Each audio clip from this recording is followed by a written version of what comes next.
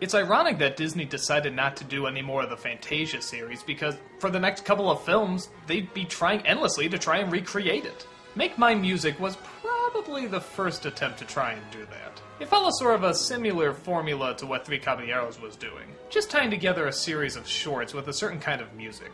Although in Three Caballeros, where they had a character at least tying the stories together, though loosely, this one, they just show the shorts. Again, much like Fantasia. Except the music isn't classical music, it's more music that was popular at the time. In fact, some of it, if I understand correctly, was left over from Fantasia. The animation for Blue Bayou actually makes it into this one, which was originally supposed to be featured in a sequel to Fantasia. Except instead of using the classical music, they used the song instead. Later, the original would be released on DVD, and it's a lot better.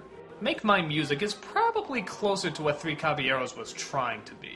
Sort of a fun series of short stories that are very loosely tied together with one theme. In this one, you guessed it, it's music. Though some classical does make it in, for example, we do have Peter and the Wolf, though it does have a narrator as well, but it works okay. We also have a short that really seems to have nothing to do with music. Remember the cartoon Mighty Casey Up to Bat? Yeah, it's from this. It's a great story and it's hilarious, but what's it have to do with music? Is talking and rhyming really the same? Well, however you want to take it, it's still great to watch.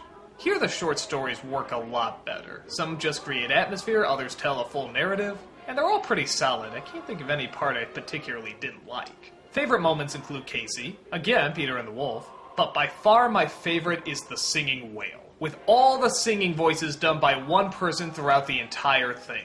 That is awesome. For whoever heard of an operatic whale? I don't believe it! I don't believe it! I know a lot of people probably haven't seen this cartoon, so without giving anything away, let's just say that sad face? Yeah, big clue.